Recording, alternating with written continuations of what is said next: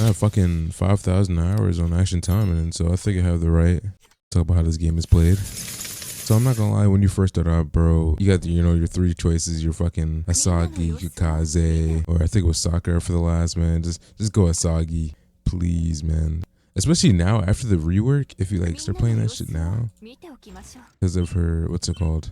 Her true ability, which is every time you hit an extreme dodge, it slows the opponent down by like 100%. So it makes the beginning of the game easier until you get to a point where it's like I'm not doing enough damage or I'm just fucking dying easily. It's more of a priority, I would say. Spend more of your gems getting characters than just summoning on banners and shit. And trust me, like, I mean, I didn't summon everything. I just summoned on the most important banners, but even after a year of gameplay, I have almost all the characters. I need two more, which the third one's coming next month, so it's like, nice.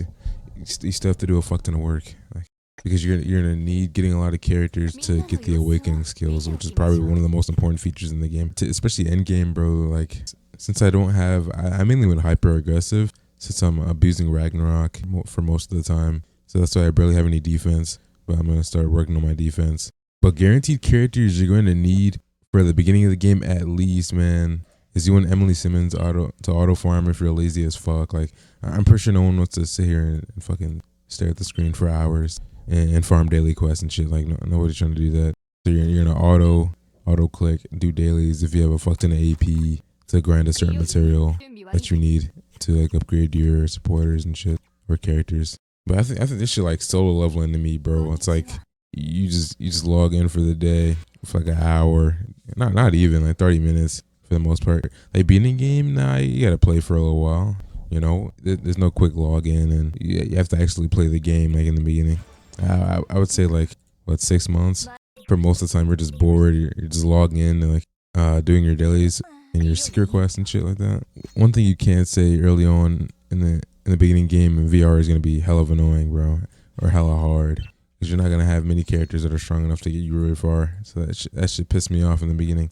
But they had an update where it made it easier. So I don't think that's big of an issue now. You could probably get to like what stage 10, probably even further than that off rip. But yeah, best auto farmers in the game. You got Emily Simmons, obviously. What's it called? You have Astaroth as well, but that's like more like a manual farm character. But she has fucking Hellblaze to damn near wipe out everything. And then Fire Wave. That's like if you're manually farming, she's probably like the most efficient or one of the most efficient characters in the game still. But I'm not gonna lie, if you wanna clear the tower in the game, the most efficient, bro, probably the best character that I abused was Ragnarok. She's just insanely busted, and you're mainly using her in one color. I'm not gonna lie, I don't think I've ever used the other. I've only played on the green builds. It's literally her strongest build in terms of freeze. Like, you just want to abuse the freeze mechanic, especially with the supporter. What's it called? The basic Ragnarok supporter, which was limited. It's like has a 40% chance to do percent damage, essentially, to do 3% of the enemy's current HP, which is really good. And you still don't even need it. It will still take longer to kill opponents, but the supporter is insanely broken for end game because no matter how much HP the opponent has, it will still take 3%. What would be another good DPS that you'll need? I kind of want to go say like free to play shit. Like obviously Anna Rose is broken because her reworked weapon is insanely strong, where you're just basically spamming moves the whole entire time because it resets the cooldown. Like a Fleece is another good pick as well because the blood mark for healing her team. We see that essentially when blood marks applied to an enemy, the more damage you're dealing, the more HP you're getting back. So Tokiko is pretty prevalent off rip too as well for defense down because mechanical dark knife. Because the M1s increase the damage dealt to an opponent, and her skills on green. Because before you were mainly using green build, but there's a lot of other build variations with Tokiko. What the fuck just unplugged? I don't know what the fuck that was. But using Clairvoyance, Blast, and Magpie, the basic enhancer. Blast defense down, and then Clairvoyance is also a defense down. So it's just really good to assist your main DPS. Oh yeah, Obro. That's another like one of the best DPS in the game, just for mind control. For her primary skill. You see mind control completely freezes enemies, which mainly using that shit for like bosses, and you can pretty much loop it as well. I would say you're running Hypnosis Seal with Wicked Slasher and Blooming Carnage, but Blooming Carnage you're not getting that shit off rip because you're mainly getting your character to level 75 when you start playing the game. So you would run Hidden Ups to Seal, Wicked Slasher, and Carnage Dance. Because freezing the enemy for your DPS to just get free hits and loop is insanely strong, especially if you're using Slowed, which one of the best Slowed characters in the game would be Phantasma. That's on blue because you can use Impelling Terror, I think it's Slashing Horror, Twister Dance. You can use these 3. But I'm not gonna lie, man. If you actually want to get like decently far in the game, I gotta, you gotta spend a little bit of money. Like obviously it speeds up progression, right? Because you can pay for like overpowered weapons, especially for me. Yo, I'm telling you, Hajime just like changed the game because the penetration, especially for VR. I'm abusing this motherfucker, like, and still am, especially with the VR boss right now. I'm on stage 333, fucking 666 shit, but this weapon has definitely carried me through the game, bro. That's what I'm saying. Like, if I didn't have Ragnarok, I think I wouldn't have gotten far in the game as fast. But most important, save your fucking medals, bro, because I'm saying you can get the crystal kits pretty easily, in my opinion. All you have to do is farm a bit, but getting the emblem kits are annoying because you either just do it through saving your friends, keep doing the friend requests and sends every day, and then saving it to buy the the friend boxes, because they have the friend emblem packs in them, and you open these for random emblems. And I believe some of the events give you emblems as well, but Battle Arena gives you emblems as well if you buy them, but it's not worth it. Just save up for weapons, man, because you're gonna need a sub weapon for the extra stat bonuses to get 5 out of 5, which you probably already know that shit. But especially early on, you should probably be focused on getting the weapons for the characters you need them for. But a big help for knowing what to summon on, because I mainly watch JC's videos on Action Taimanin, because he helps out a lot on telling you what you should summon on, what you shouldn't, and what's prevalent. But I feel like if you read the stats on the cards, you'll know for the most part.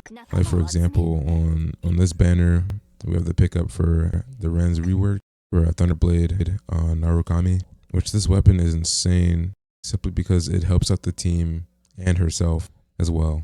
Because when you max it out, as you get 8% for 15 seconds, and it stacks up 5 times.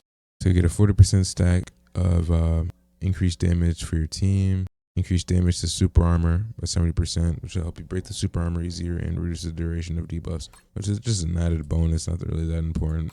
So the weapon is most certainly meta now. Especially, we can literally just check fucking Total War to see, check the rankings. Yeah, she's literally like, bro, classic fucking defense down spam strategy, because it does so much damage after a while. But I don't have these fucking supporters max, so I can't even run this shit, sadly. I'm pretty sure by then, when I even get those supporters, it's gonna be out of meta, maybe, but it's not looking like that right now. But yeah, like I said, if you're going into this game completely free to play, man, you're gonna have a lot more patience. But even then, I still like, dropping like $40 to at least try to get like a meta weapon of some sort to actually like grind with, so you can do a lot of the main content and get to a certain point where it's easier. Because I feel like after you get at least a stage 100 for each boss, I think you're fine to farm to late game. But even on my account, I still have a lot of work to do still. Even though I've been playing the game for 5,000 plus hours, which I think it's been like over like a year and 4 months since I started playing the game. Actually, I literally show my profile. Yeah, I have 462 days total login, and I'm on a login streak at 330. That's what I'm saying. It's like fucking solo leveling daily tasks, man. Like, without actually moving your fucking body. Fucking 378 weapons owned and 185 supporters. Oh my god. And make sure, man, prioritize getting whenever the skins come out, the skin packs. Just keep checking Twitter. That's what I do. But whenever the skin packs come out, only buy the limited ones first. Don't buy like the permanent supporters. Fuck that. Just focus on getting the limited skins for the characters you own, because you need them for the stat bonuses. I mean, you could buy them just because they look cool. All right, so I'm gonna do a basic overview, and then I'll let y'all boys go. Priorities: you want to prioritize unlocking all the characters first, so you can get increase your max AP, so you can do more daily quests, more secret quests, so you don't have to spend more resources on getting your AP back. And you need to unlock more characters so you can get the awakening skills up, because this is probably the most important system in the game. And make sure to save your gems and tokens for actual, important or major banners that like include like meta supporters or meta weapons. Saving your legendary coins, your regular gacha coins for whenever something good comes out. And like I said earlier, you can go to like JC's videos to figure that shit out. And only spend heavy resources into characters that you know they're gonna get you pretty far in the game. Like speaking characters like earlier, like got Ragnarok, Astaroth, Emily Simmons, Felicia, Tokiko. Murasaki's like a unkillable character if you build her right. But you mainly want to prioritize using the characters that you already have weapons that are like 5 out of 5 for like the UR weapons specifically. So that's gonna be your best bet at the moment. Get them like to like level 81. And unironically, most important is always crafting something, regardless if it's like materials to enhance your weapons or the enhanced boosters. But you're gonna most certainly need beads as well, so you can enhance your Magatamas. So that is a pretty good, overview of the game. But at the end of the day, you do whatever the fuck you want with your account, bro. If you buy whatever skins you want to buy, it's a fucking video game.